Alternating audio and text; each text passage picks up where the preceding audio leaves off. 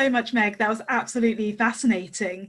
And it leads us incredibly well onto our next paper from Lord Professor Philip Norton, Parliaments and Informal Space. As you say, it leads on from what Meg just concluded. And indeed, some of her comments save time. I don't want to go over the same ground, so I'll try and keep my comments relatively brief. But I think it's important to contextualise the situation in which Parliament finds itself, which will lead into my core theme, because I think the COVID crisis creates two challenges in terms of the behaviour of parliamentarians. One has been technical and the other has been political. And I think the second has actually proved more challenging and is generating a growing body of disquiet among parliamentarians. And certainly in the context of the House of Lords, the public face of the House, how it's currently operating, masks, albeit not wholly, disapproval by peers of the way that the House is actually handling business. And really picking up on a point Meg was developing, I would stress the constitutional import of the challenges, because legislatures in democracies are deliberative bodies coming together physically. I mean, the legislature is normally a chamber, subject to rules that enable it to proceed in a predictable manner to perform the functions that Meg has outlined in her paper. So the COVID crisis creates a unique challenge, not just to the two houses, Westminster Parliament, but as Meg was indicating, to all legislatures in adapting to the modes of meeting and of rules governing proceedings, because it is a unique situation. And in the context of the United Kingdom, even in times of war, Parliament with the two chambers were able to meet physically. May have to move about, but you still have the basic rules, you can meet physically. We now face a unique situation, have had to adapt remarkably quickly and at times adopt rules that, this time last year, you'd have thought were inconceivable, were ridiculous, you wouldn't have contemplated them. So the House of Lords recently, we've had to change our rules. We now have an explicit rule that no peer can take part in proceedings from a moving vehicle. I mean, that is not something we would ever have thought about before for fairly obvious reasons. And I would say that the challenge, if anything, has been acute in the case of the House of Lords, given the extent to which it prides itself on being a deliberative body. It's our deliberative capacity that is at the heart of what we do and in many respects justifies our existence. Now, the technical challenges have certainly been significant, as Meg has touched upon. And I think the Westminster Parliament has done well compared to others in being able to continue to meet regularly, so most days of the week, to conduct business, if necessary, for lengthy sittings. I can speak with some authority, given the House was sat till midnight on Monday, and that is not necessarily exceptional. I mean, some other parliaments only managed to meet, irregularly one day a week and so on. And in the Lords, peers have got, this might seem counterintuitive, that peers have got used to using the new technology. So some members who previously didn't even use email have now got the hang of contributing online, and all peers seem to have certainly got the hang of voting electronically, as witnessed by the high turnouts we tend to get when there are votes. So we've managed to adapt. We still get problems. I mean, the phrase "the noble peer is mooted" has entered the parliamentary lexicon, but we are getting there. And sometimes the problem is not that peers can't be heard, but they can be heard saying, "Can you hear me?" and then calling for somebody to come and assist them to get the technology working. But we look to Hansard to deal with those sorts of problems. So overall, I'd say the technology largely represents a success story relative to what the situation would have been had we had this crisis decades ago. We would have not been able to cope in the way that we are now able to do. So the technology has enabled both houses at least to function. But there are clearly limitations, and these do impact, I would argue, on the political challenges. Now, in terms of the challenges, one can see the extent to which, on the face of it, both houses are actually continuing to operate and perform their functions. Debate continues. Both houses, members are able to contribute, they're able to speak. Committees are still meeting, albeit virtually, but they're meeting and continuing to produce rather recent reports, and rather good reports. And I mean, I know committee members are quite conscious that meeting virtually has enabled them to get evidence from people from far-flung places, which otherwise they perhaps would not have been able to obtain. So they're the ones I'd argue are least affected, and there have been some plus points to it. In the House of Lords, the Lord Speaker has been busy granting private notice questions in a manner similar to Speaker John Bercow in the Commons, who used to, the scale on which he used to grant unstarred questions. So I know the government now rather regard the granting of PMQs as almost an additional daily question. And in the Lords, the government, as we know, is regularly defeated, sometimes, as we saw on Monday, by rather massive majorities. And picking up on a point that Meg was dealt with, of course, when we vote, we're all equal. We've all got one vote. We can vote electronically. Now, Meg touched on the fact that in the Commons, there's proxy voting. And the latest figure I saw earlier today is that government whips have got 203 proxy votes at their disposal. So marked contrast to the Lords, where we have none of that because there's no proxy voting. Peers can vote electronically from laptops, smartphones, and so on. So, so from that point of view, those activities, the government may well continue to see the House of Lords as a constraint. But we're not actually doing that much over and above what we were doing before. And it's what we're not doing that I would say is the problem. Now, Meg's touched upon some of these problems. One is the rigidity of the procedures and the absence of spontaneity. So the House meets and peers speak, but there's no spontaneity. In essence, there is no debate. It's just a series of speeches. Following a report from the Procedure Committee in June, it was agreed that notwithstanding the usual rules of procedure, no member may intervene on other speakers. So when a minister or indeed any member speaks, there's no opportunity to challenge, to come in and question what they're saying. So essentially this tips the balance in favour of the executive, because ministers can make statements knowing they're not going to be interrupted. So no member can rise to challenge what they're saying. They may raise queries after the event, but you really can't challenge them at the point at which they make a point. And you really need to be able to intervene as they go along, because there may be several issues that need to be raised. So there's a problem in that members individually can't get to their feet to intervene. And there's a problem, I'd say, collectively, because the House isn't able to convey a reaction or collective response. You can't get a sense of the mood of the House because people are dispersed, they're at the end of their laptops, whatever. So when you're speaking in the chamber, in the House, and there are peers sat around, you look round, you get a reaction, you can sense whether what you're saying is proving palatable, whether it's not proving palatable.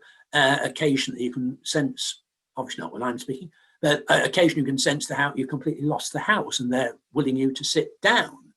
And so you get an atmosphere, you get one or two members who recognise the mood of the House, one or two recognise it but plough on regardless, and are virtually going on against a barrage of dissent, if I can put it like that. And with ministers especially, I think that's particularly important. They can make statements not knowing whether this is being well received by the House House or not, whether they've lost the House in making the statements, the arguments that they're putting forward. So ministers speak from a script, not paying any heed to how it's being, what the reaction is, because they can't see a reaction. So it's difficult to get a sense of the mood of the House, and you can't get it simply by listening to a series of speeches, because you've no idea whether those who are speaking are representative of the whole. So you might get lots of dissenting speeches, but they may be the exception, not the rule. You've no idea, you can't glean what the reaction of the House is. So there's no atmosphere. And of course, in the Lords, that's particularly a problem, because although in terms of size, we're very big in terms of membership, in terms of physical space, we're small. So you can get no more than 30 members into the chamber at any one time. I mean, it's 50 in the Commons, so you get slightly more of an atmosphere. But even so, you're socially distanced, and that can affect what I'm coming on to in terms of members interacting. So this lack of spontaneity in the chamber is allied, and this is the sort of theme of my paper, the inability of peers to mix informally to discuss what's happening. And that was Meg's final point, and that's what I want to build upon. Because core to the House in fulfilling its functions is what happens in away from formal space, that is the chamber and committee rooms. Mixing in informal space occupies far more time usually than meeting in formal space. So there's no opportunity for members generally to mix with one another, to have a drink or have a sandwich in the Bishop's Bar because it's closed and we're not there anyway, or to hold a quick conversation with fellow peers just before or during a division. That can be very important, just having a quick discussion, particularly with members who you recognise are experts in the subject, to get their reaction to what the government has said and whether you're going to go along with the government or not. That can be extremely important. There can be sort of gatherings very quickly before a division to talk to those who know what they're really talking about, getting a response. So the use of social media cannot really substitute for that. I mean, members may converse via social media, but it doesn't have the immediacy of it. There's no immediate conversation. So most peers are not physically present. They're not able to mix informally, and even if they're in the chamber, as I say, you've got social distancing, which is a limit as well. So you might get those who are physically present, 2 or 3 chatting before a division, but that's nothing compared with the usual interaction of members when a big vote is taking place. And this matters, Meg touched upon this, it's crucial, because members use informal space, their contact, this informal engagement with one another, to exchange information and to lobby. I mean, that's crucially important, particularly the exchange of information. And it's also valuable for the socialisation of new members. They can get the hang of the House. And I would argue that, especially in this context, this informal interaction helps to limit government, because it means that members are not reliant on the information supplied by ministers or the whips. Because when you're working remotely, there's far greater reliance on the information you get from ministers and the whips. There's not a great deal of information you're being sent to offset it. So you can't quickly talk to other members, see what their reaction is, whether it's the same as yours. So, you know, you might be just the only person who's worried about something. If you're in the House, you can chat to others and see whether that's a general feeling or not. So interaction through social media, watching proceedings on screen may help offset it to some extent. But the party leadership essentially enjoys a monopoly on the supply of information far greater than that which it has when peers are present in the House. And another point I'd make, Meg touched upon this, and I think this is particularly apparent in the context of the Lords, but it's most notable, I would say, in the context of the contact between members of both houses. We're about to hear a talk about contact between parliaments, but there's actually an important role in contact between chambers within a parliament. So in a bicameral context, it's rather crucial. Now, in the context of Westminster, members tend to mix with other members, sometimes sort of, if you like, semi-formally through all-party groups. That's how they get to know one another, but especially through informal contact, just bumping into one another in the Palace of Westminster. In this context, 21st century development, it's difficult to overstate the geopolitical significance of Portcullis House.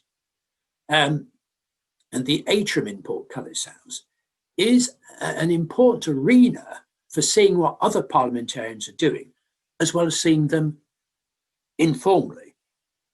So, I mean, Portcullis House is at the hub of what goes on within the estate now in linking different buildings and where members come together to meet journalists. Meg was touching on journalists, but members of the other house as well.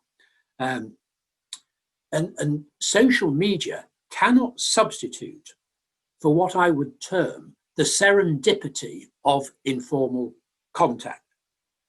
A chance encounter can have significant consequences.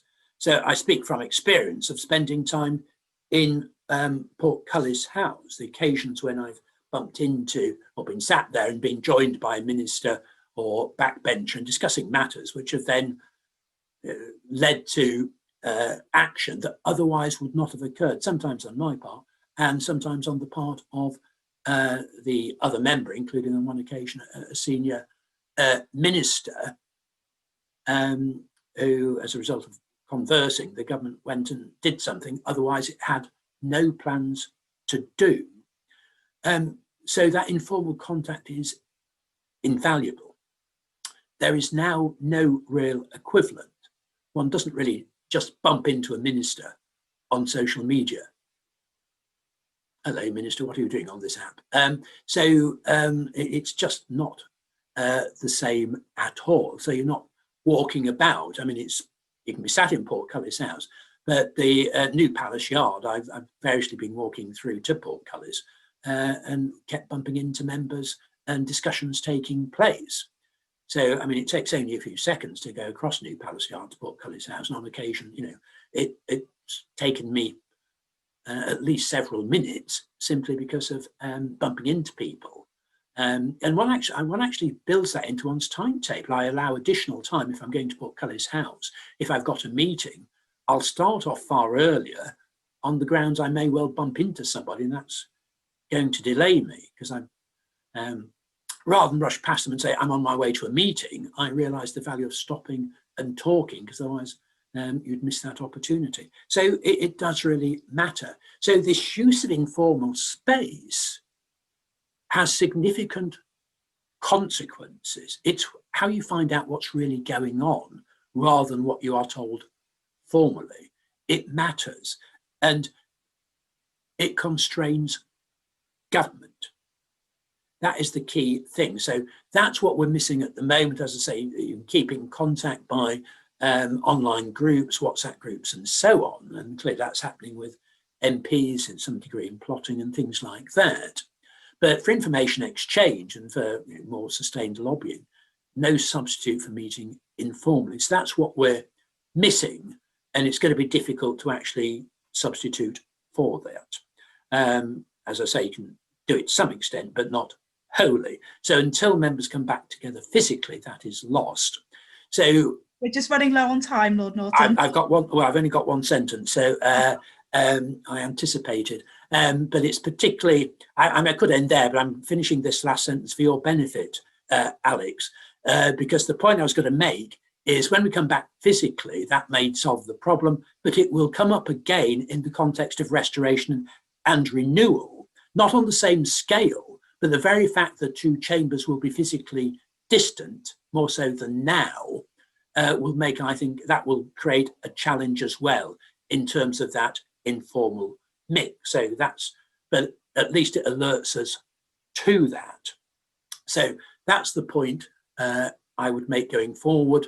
But we face a significant challenge, which I don't think can be truly overcome until we overcome the current crisis and members can come back together physically as a deliberative body, but for the purpose of meeting informally as well.